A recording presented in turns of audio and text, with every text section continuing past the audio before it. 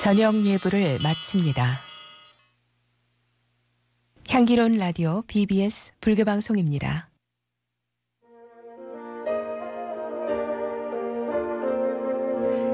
생활의 활력소가 될 기도와 법문이 있는 BBS 불교방송 수요정기법회에 여러분을 초대합니다.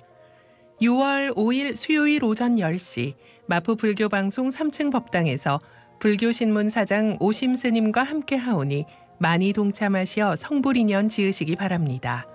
문의는 02-705-5333 또는 만공회 1855-3000번입니다.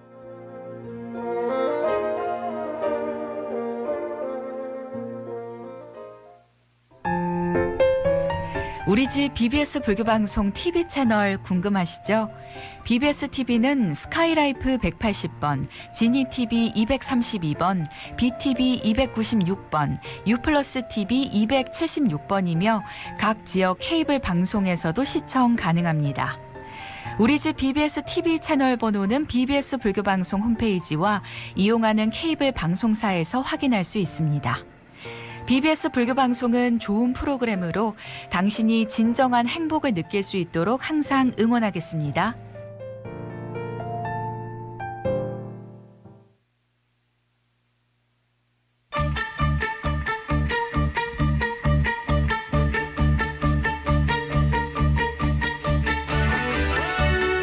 전경윤의 뉴스 이노베이션. 예, 여러분 안녕하십니까? 6월 3일 월요일 뉴스 이노베이션 전경윤입니다. 그 어디에서도 만날 수 없는 뉴스 프로그램 전경윤의 뉴스 이노베이션입니다. 오늘도 주요 뉴스를 정리해드리는 뉴스 브리핑, 그리고 BBS 아침저널과 TV뉴스가 대폭 바뀌었다, 개편됐다는 내용을 전해드리겠습니다. 그리고 경기도 용인의 호암미술관에서 열리고 있는 특별한 전시 소식, 그리고 올해로 창립 50주년을 맞은 한국불교연구원이 새로운 강좌를 연다는 소식까지 전해드리겠습니다. 뉴스 이노베이션, 아바의 맘마미아와 함께 시작한 뉴스 이노베이션 출발하겠습니다.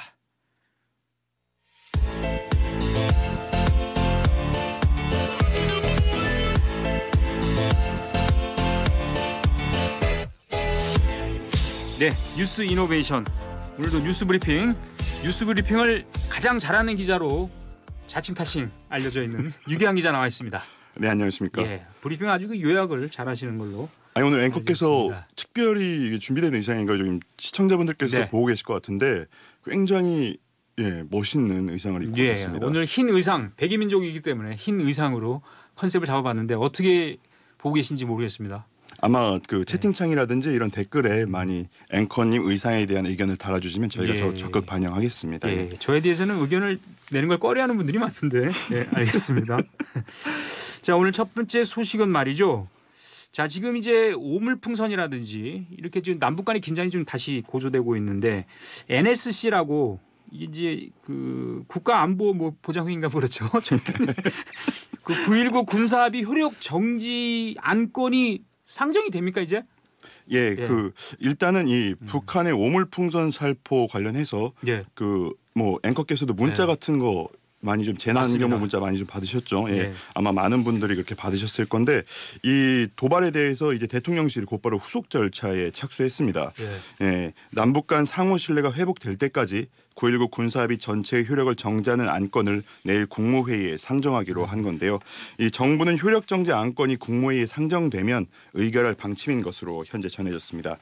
그럼 앞서 이제 북한이 감내하기 힘든 조치를 하겠다. 그렇죠. 아까 말씀하신 거 NSC에서 긴급 상임위 메시지를 내기도 했는데, 북한은 일단 오물풍선 살포는 오늘은 중단을 했어요. 근데 강경 대응 기조를 우리는 계속 이어나가고 있는 거죠. 예, 국가안보실이 이번 조치로 이제 그동안 제약받아온 군사분계선 일대 군사훈련, 그리고 이제 북한 도발에 대해서 이제 좀 더 이제 즉각적이고 좀 충분한 조치를 이제 가능하게 해줄 거다, 이런 설명이 나오고 있습니다. 예, 이제 확성기 방송, 대북 확성기 방송은 일단 그건 하는 건 아니죠. 그러니까 지금 이러한 수순들이 다 대북 확성기 방송을 재개하기 위한 좀 수순이다.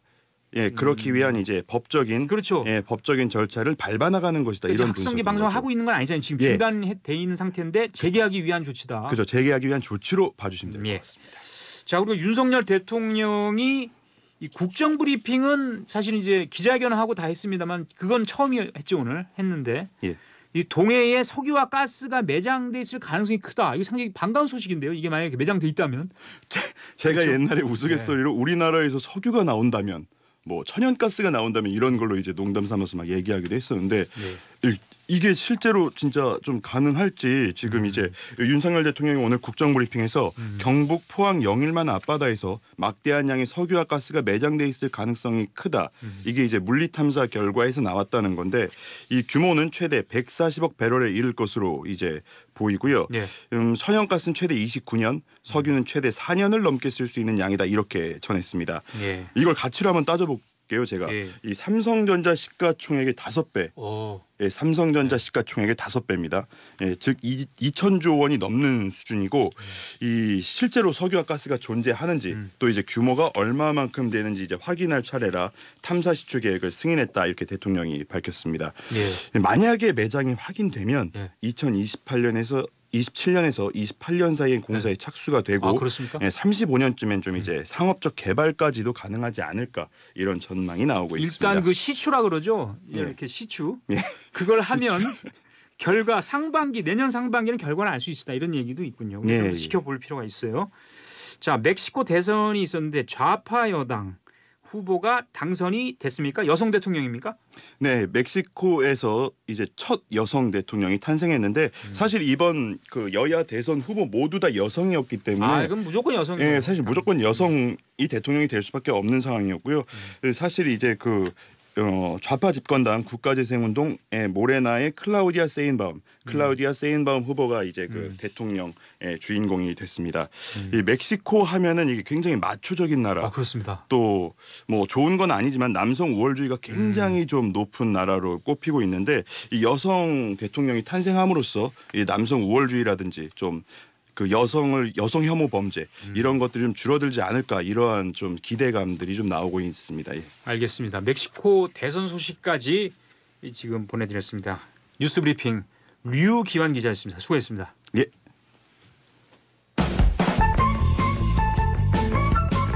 라디오 뉴스를 양방향 영상 토크로 정경윤의 뉴스 이노베이션. 이 시간 진행의 정경윤 기획보도대응 팀장입니다.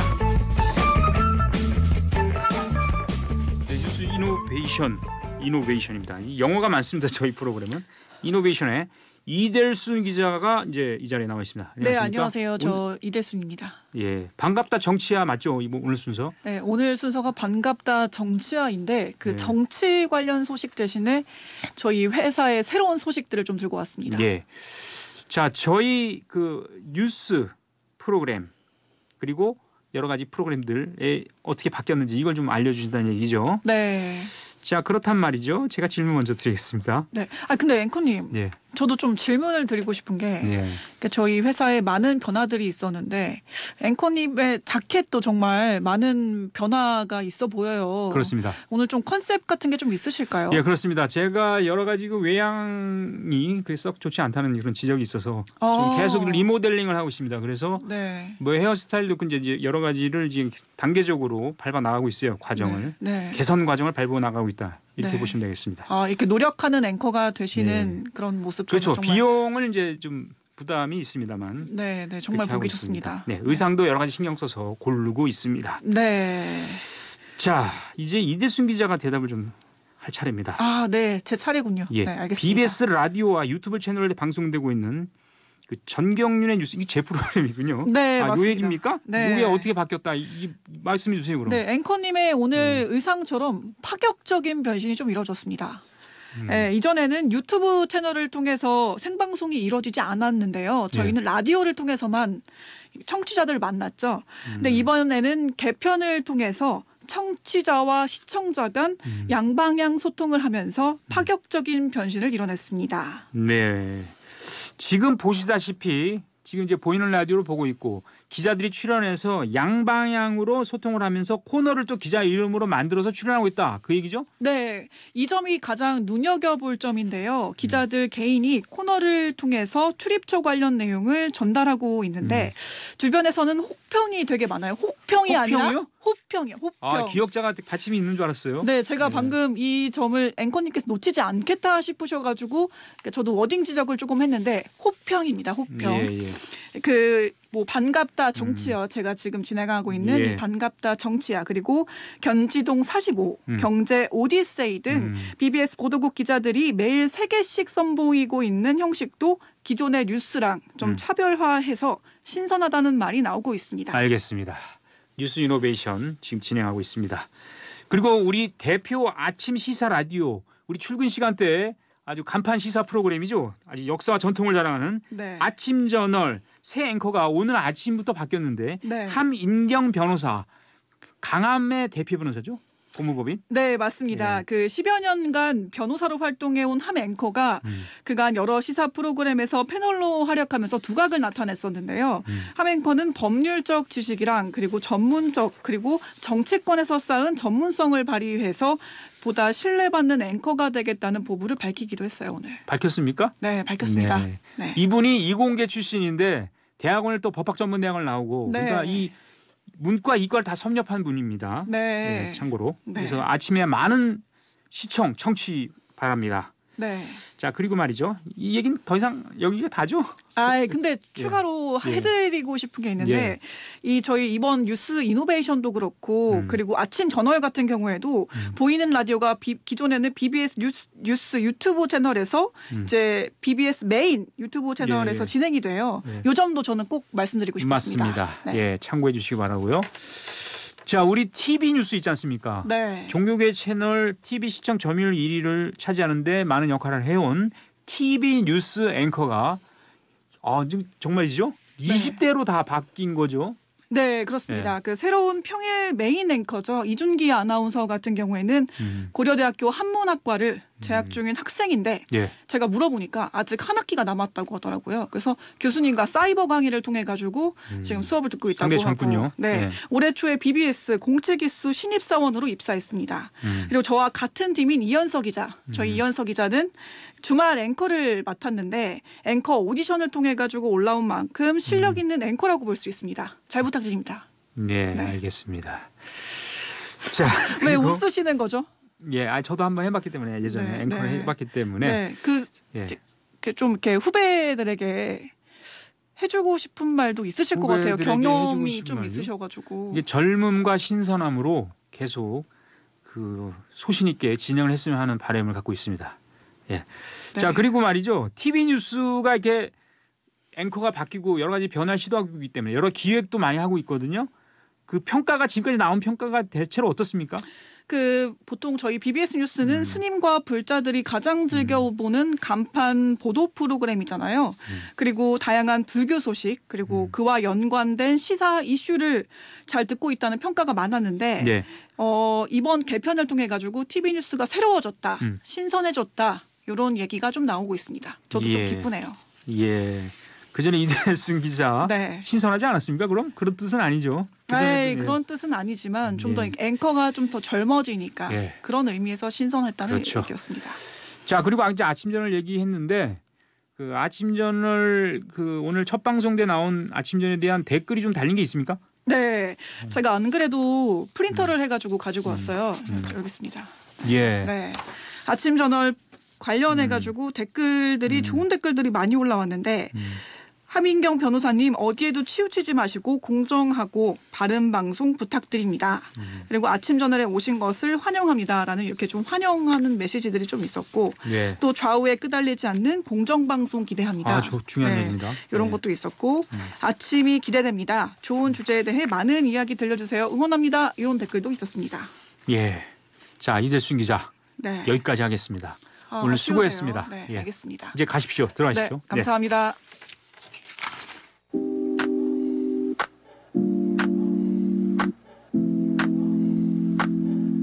She's so persuasive.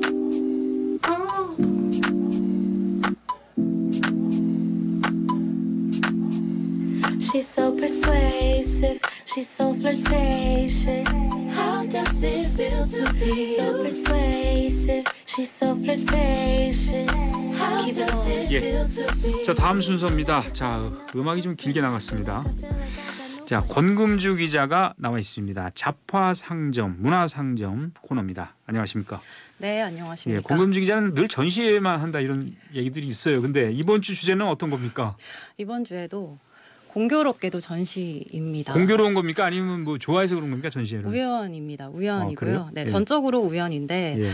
제가 사진전을 지난주에 소개를 해드렸습니다. 그래서 이번 주엔 좀 피하려고 했는데 이게 그냥 넘어가기에는 너무 이런 조합으로는 다시는 좀 보기가 쉽지 않은 아주 값진 전시가 막바지를 향해 가고 있기 때문에 제가 좀 끝나기 전에 얼른 또 취재를 다녀왔습니다. 네. 제가 이 전시에 대해서 들은 얘기는 역대급 전시고 다시는 보기 힘든 전시다. 전시 끝나고 그 작품들이 다 이제 그 원래 자리로 가는데 원래 자리로 가서 다시 오기가 어려울 것 같아요. 그래서 자, 무슨 전시입니까, 근데? 네. 예. 경기도 용인 호암미술관에서 진행하고 있는 전시 진흙에 물들지 않는 연꽃처럼입니다. 예, 호암은 이제 그 이병철 전 회장 호주? 네, 그래서 맞습니다. 삼성 이제 일가 네. 그쪽 운영인데. 네. 삼성문화재단에서 삼성문화재단이 운영하는. 근데 진흙에 물들지 않은 연꽃처럼 이 내용 이 제목으로 뭔가 지금 연상이 되는데 네. 구체적으로 어떤 전시입니까 이게? 맞습니다. 예. 다소 상징적이긴 예. 한데요. 전시의 주제를 관통합니다. 이번 전시 주제가 불교 미술 속의 여성입니다. 네. 그 고려와 조선 등의 고대 사회에서 여성이 주요 대상으로 등장했던 불교 미술을 소개하고요. 또 여기서 끝나는 게 아니라 불교 미술품을 직접 발언하고 또 후원하고 제작했던 여성들을 전시가 조명합니다. 예. 사실은 이제 우리 불교 미술이라든지 고대 여러 가지 작품들은 남성 위주다 이런 지적이 많았고 여성을 소재로 하거나 주제로 한 전시는 거의 없었다고 저는 보는데 네. 굉장히 흥미롭군요. 그래서 주제가. 네. 그래서 이 진흙에 물들지 않는 연꽃처럼이라는 제목도 과거 남성 중심 사회에서 이제 그늘에 가려졌던 그리고 또 주변인으로 존재했던 여성들이 그럼에도 주체성을 잃지 않고 자기로서 살고자 이제 청정하게 노력했던 것을 좀 상징적으로 드러낸 게 아닌가 합니다. 네. 사실은 이제 여러 가지 언론에서 조명한 거는 백제 금동 관음보살 입상. 맞습니다. 백제 아이돌이라는 명칭도 있고 그 백제 미술의 걸작뿐만 아니라 우리 불교 미술 작품 조각의 최고 걸작이다 이런 표현이 있는데 이게 핵심 아닙니까? 근데 이번 전시는 그럼? 뭐 틀린 말씀은 아닙니다만 사실 맞죠. 그 백제의 미소라고 하죠. 1907년 부여 절터에서 발견된 후에 일본으로 건너가면서 자취를 완전히 감췄습니다. 그래서 처음으로 모습을 드러낸 불상이고 굉장히 핫해질 수밖에 없는 전시입니다. 또 이제 전 세계에 단 6점만이 있다고 하는 이 나전 경암이 또 함께 전시가 되기 때문에 사실 말씀 아까 하신 대로 소장처로 다시 돌아가면 이 볼날을 기약하기가 좀 쉽지 않은 터라 이 전시는 굉장히 화제가 됐었습니다. 예, 그렇군요. 근데 이제 여성의 관점이라는 게 백제의 금동 관음보살 입상이 작품의 어떤 선이라든지 그 스타일이 이제 여성의 시각으로 바라본 작품이다. 이 작품 자체는 사실상 명품이잖아요. 네, 명품이죠. 그래서 같이 함께 보여줄 만한 가치가 너무나 크기 때문에 전시를 함께 하는 것이고요. 이 전시의 본래 기획 의도였던 또 여성의 관점에서 바라볼 수 있는 흥미로운 작품들도 아주 지금 전시관에서 이제 기다리고 있습니다. 관람객들을. 그래서 제가 오늘 좀 소개를 해드리려고 네, 그 작품들을 소개를 좀 드리려고 합니다. 자, 여러 가지 작품들이 있는데 자, 그렇군요. 야, 그렇군요라고 이제 대답을 하고. 뭐 지금 소개해주는 작품이 혹시 그 석가모니 부처님이 설법하는 모습을 담은 그 작품이죠? 어떻게 아셨는지. 모르면 이상하죠. 네, 그 전시관에 지금 조선 제13대 왕이죠. 그 명종의 어머니인 문정왕후가 발언한 이 영산회도와 또 약사열의 삼존도 또 석가열의 삼존도가 처음으로 한 자리에 선보이는 것도 또한 이 전시의 하나의 키포인트입니다. 제가 오늘 소개해드릴 것은 영산회도인데요.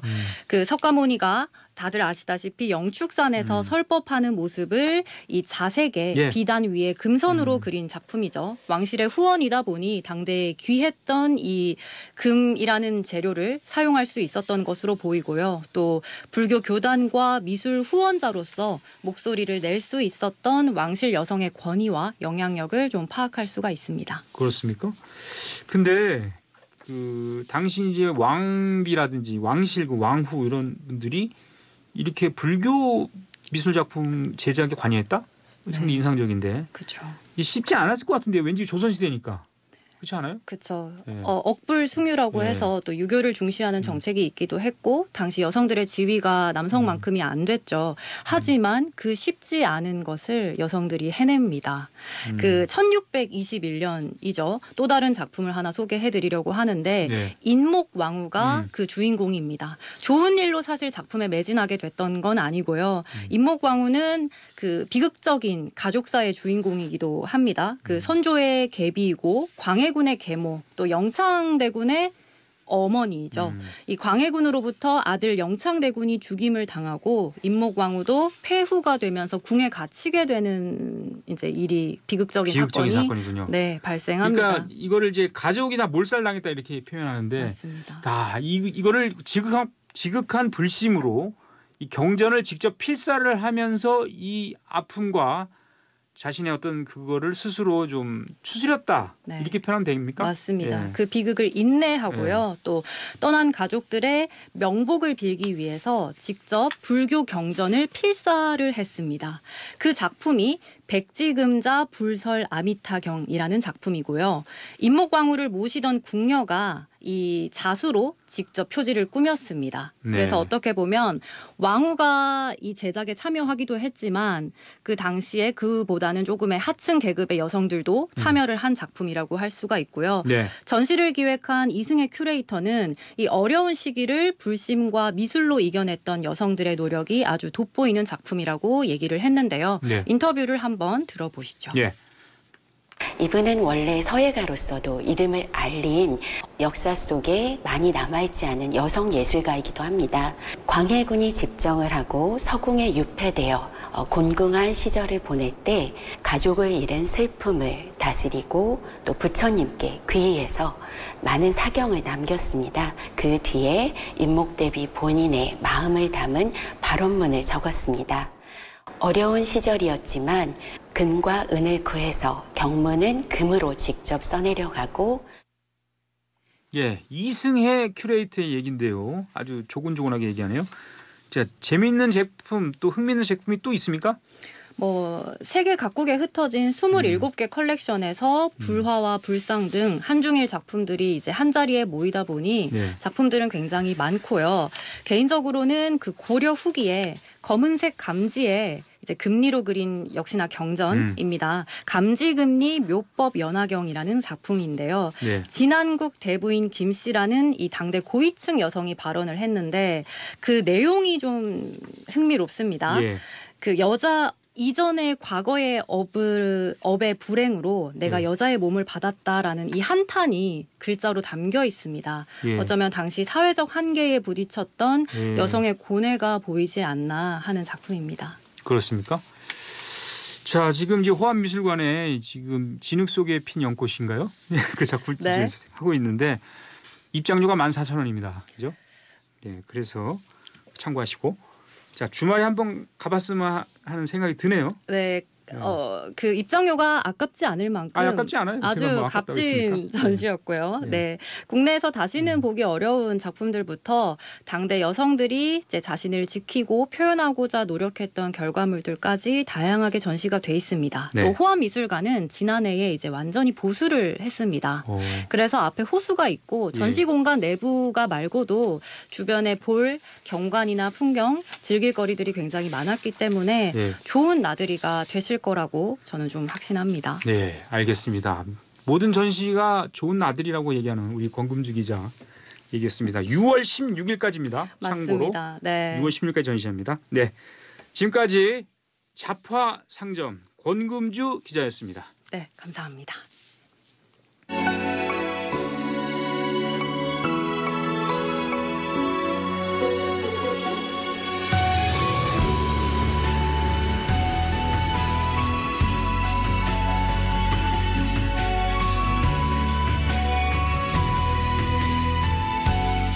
예, 다음 순서입니다. 자, 문화청학동 순서입니다. 오늘은 제가불교의 산시를 자임하면서 올해로 창립 50주년을 맞은 한국불교연구원 소식을 알아보겠습니다. 김봉래 기자와 함께하겠습니다. 안녕하십니까? 네. 자, 한국불교연구원 하면 저는 이제 이기영 박사 항상 떠오르는데 올해로 이제 창립 딱 50주년입니까? 네, 그렇습니다. 예. 1974년 4월 5일 창립이 됐기 때문에 올해로 딱 50주년이고요. 예. 초대 원장인 말씀하신 불의원 이기영 전 동국대 인도철학과 교수님 예. 생전에 아주 활발한 이제 활동을 한 것에 비해서 지금은 다소 아쉬움이 없지 않습니다만은 그래도 반백년 이상 이 불교 활성화를 위해서 특히 대중불교 활성화를 위해서 꾸준히 활동해왔다 하는 점에서 큰 평가를 할 수 있겠습니다. 그렇습니다. 불의원 이기영 박사 교수님인 탄생은 102주년입니다. 제가 알기로는 올해가 1922년생입니다. 그렇죠. 예, 하여튼 한국불교연구원이 창립 50주년을 맞이하기까지 이기영 교수의 역할은 상당히 뭐 절대적이었다고 봐야죠. 그렇습니다. 굉장히 선구적인 생각을 갖고 있었는데 두 가지였습니다. 연구원을 설립한 것은 첫째는 민족문화 창달을 해서 이 국민적인 역량을 결집하자 하는 것이었고요. 두 번째로는 평생 교육을 해서 국민들의 행복을 증진시키자 하는 것이었습니다. 그래서 처음부터 이 제가불자 교육에 매진해서 프로그램으로 원효 학당이라는 것을 개설해서 아주 수준 높은 강좌를 제공했고 불교 학술지죠. 불교 연구도 꾸준히 발간을 해왔습니다. 그리고 불교 학술적인 연구만이 아니라 신행단체로 구도회를 창립해서 제가불자들의 수행도 도왔습니다. 그래서 지금은 현재 서울 법당 외에 수련시설로 경기도 광주 곤지암에 유마정사가 있습니다. 현재 의사 출신이시죠. 김종화 박사께서 제7대 이사장 그리고 차남인 이주영 서울대 고고미술사학과 교수가 8대 원장을 맡아서 활동을 이어가고 있습니다. 그 전에는 안성두 교수가 이제 원장. 네. 그렇죠? 예. 한국불교연구원이 올여름에 말이죠. 원효 학당을 개설한다고요? 그렇습니다. 말씀드린 대로 초대 원장 이기영 교수가 연구원 설립 초창기부터 제가불자 교육을 위해서 이 대학원 코스를 지향했던 프로그램입니다. 그 정도로 탄탄한 것이었는데 96년도 타계 이후에 중단되기도 했다가 지금은 단기 강좌로 운영이 되고 있습니다. 그래서 올해 여름 원효 학당은요. 오는 5일부터 7월 10일까지 매주 수요일 해서 6주간 모두 12개의 강좌를 진행할 예정입니다. 자, 원효 학당이면 원효 스님을 주제로 하는 건가요? 아니면 어떤 주제입니까? 꼭 그렇지는 않습니다. 그렇지 않아요? 예. 올해 주제는 한마디로 인도 문명과 불교 무엇이 같고 무엇이 다른가 하는 것입니다. 연구원 측은 각 주제의 최고의 전문가들이 일반인 눈높이에 맞춰서 이 폭넓은 시야에서 강의를 진행할 것이라면서 동참을 권했습니다. 예. 자, 인도 불교, 인도 문명이 불교에 어떤 영향을 미쳤냐? 지금의 인도 불교를 생각한다면 글쎄 뭐 여러 가지 시각이 있을 수 있는데 그게 주안점이 그런 거죠. 인도 불교가 오늘날 미친 영향? 네. 이런 거. 연구원 원장직을 맡고 있는 이주영 서울대 교수를 필두로 해서 경북대 임승택 교수, 동국대 이자랑, 상지대 심재관, 금강대 김성철, 경남대 함영석 교수 그리고 해인사 법장 스님 외에 다양한 전공의 강사들이 나서게 됩니다. 예컨대 불교에서도 이제 불상이나 불화를 모시고 예경을 드리고 있지 않습니까? 이런 어떤 상해에 대한 이야기를 비롯해서 고행, 출가, 계율, 마음, 이 밖에 신관, 진리관 등 다양한 주제를 조명합니다. 이주영 원장의 얘기를 직접 들어보시겠습니다. 불교가 인도 문명 속에서 필연적으로 물려받을 수밖에 없었던 것도 있었고 그 안에서 불교는 혁신을 이루고 또 독창적인 기여를 하고 세계적인 종교로서 오늘날 우리들에게 가르침을 남아 있습니다. 그래서 우리가 아는 불교, 인도 불교의 의의를 인도 문명 속에서 살펴보고자 하는 것이 이번 강좌의 취지입니다. 예.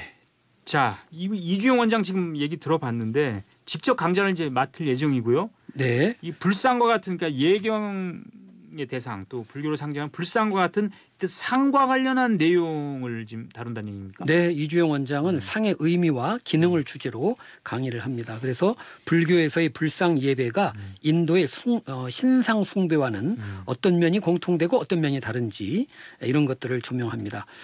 금강경에서도 30 이상으로는 열애를 볼 수 없다 할 정도로 불교는 상을 경계하는 가르침입니다마는 또 한편에서는 불상이나 불화 같은 상을 예경하고 있지 않습니까?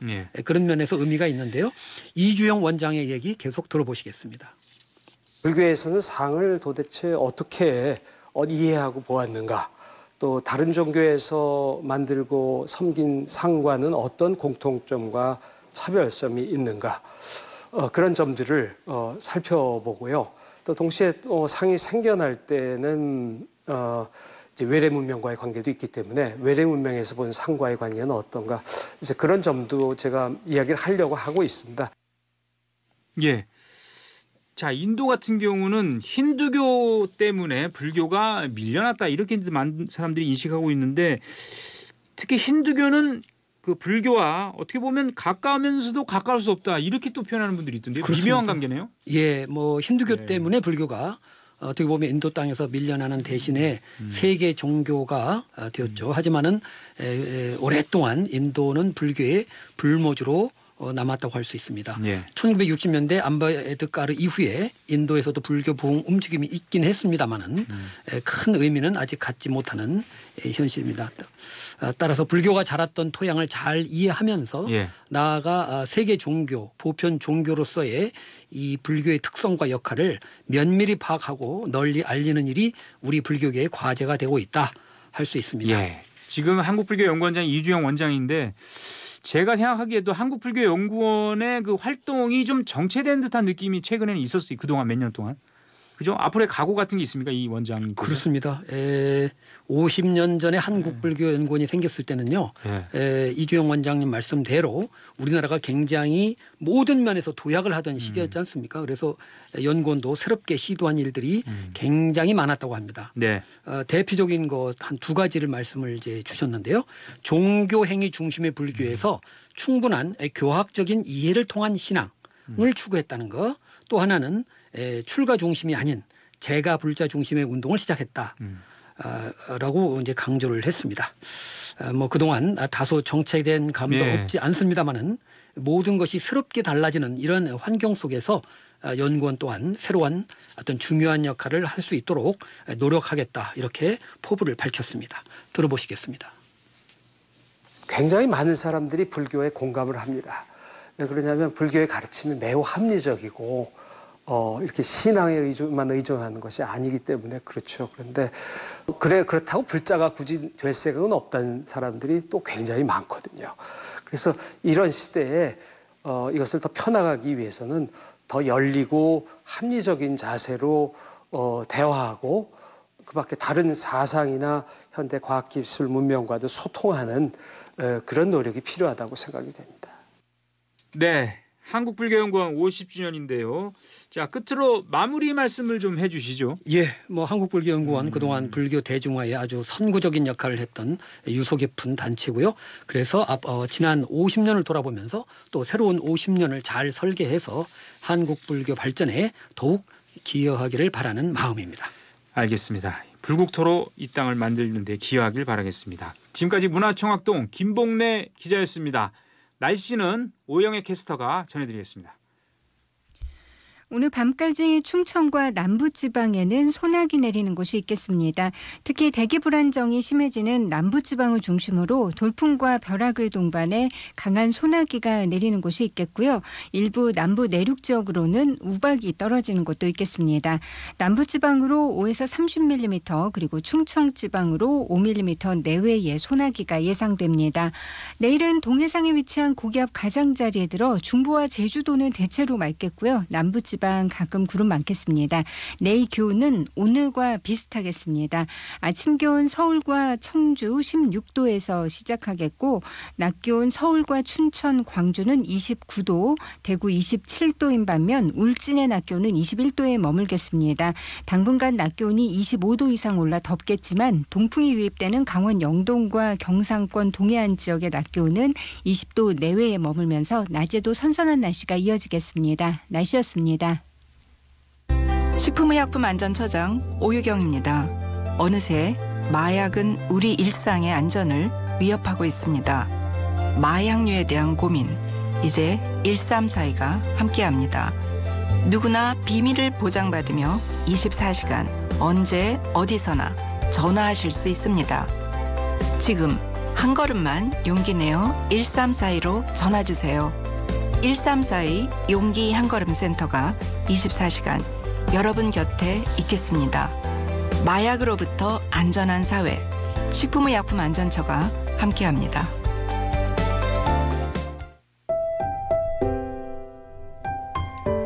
기후환경 위기극복 불자행동 마음청정 지구청정 캠페인. 부처님께서는 모든 생명이 존귀하다 하셨습니다. 고통받는 지구를 구하는 세 번째 실천, 살림. 모든 생명을 살리고 보호하는 이 시대 방생을 실천하겠습니다. 사찰을 중심으로 나무를 심고 숲을 가꾸며 풍요로운 자연을 만들겠습니다. 우리 땅 지역 농산물을 애용하며 우리의 농업을 지키겠습니다. 무분별한 개발보다 생태계 보존에 앞장서겠습니다. 우리가 살리면 우리를 살린다. 이 캠페인은 한국불교종단협의회가 함께합니다.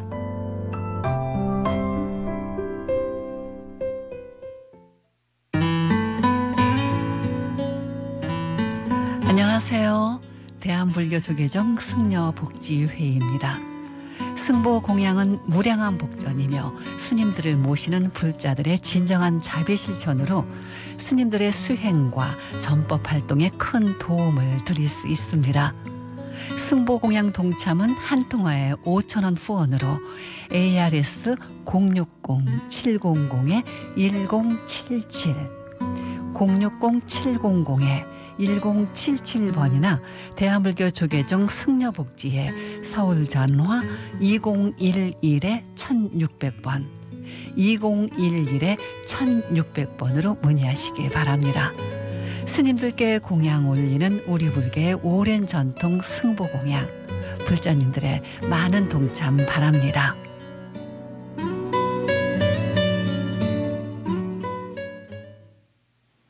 네, 뉴스 이노베이션 이제 마칠 시간입니다. 자, 22대 국회가 이제 개막이 됐습니다만은 상임위원장 자리 배분을 놓고 여야가 계속 대치를 하고 있습니다. 그리고 북한 오물풍선 사태와 관련해서도 여야가 상당히 입장 차이를 보이고 있고요.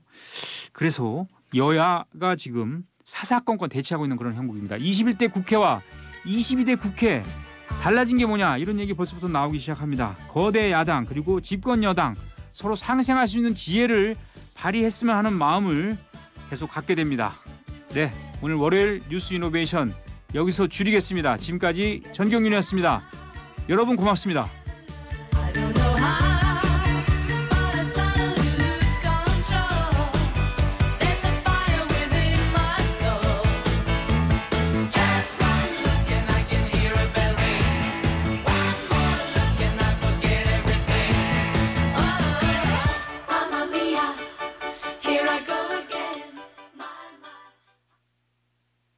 향기로운 라디오 BBS 불교방송입니다.